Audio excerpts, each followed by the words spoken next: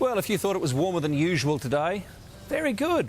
In fact, it's been the hottest September day in Sydney since 1965. Back then, Robin Menzies was the Prime Minister and the Beatles were topping the charts. Of course, I'm too young to remember that. Anyway, it might just be a sign of things to come. Here's Eddie Meyer.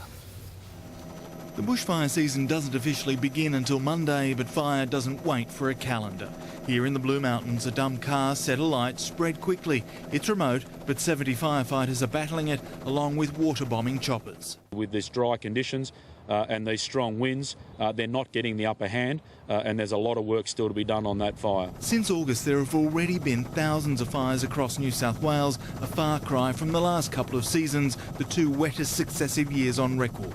The floodwaters have receded, the grass has continued to grow, has continued to cure, and the concerns of last season are manifestly even worse. We've got widespread grass growth, the likes of which we haven't seen in this state for 30 or 40 years. That may not sound too dangerous, but grass fires can kill and damage property.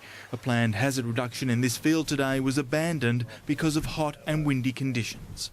To give you an indication of just how dangerous grass like this is, a typical bushfire will typically move at less than 10 kilometres an hour, but a grass fire can move at up to 30 kilometres an hour under the right conditions. A field this size would burn in seconds. So preparing yourself, preparing your family and preparing your home is so important now and not waiting until fire's at your back door. A sobering message as we woke to our warmest September day in decades and probably far from the minds of those out early. Summer is coming, and while dry weather may be beach weather, it's also a factor firefighters dread.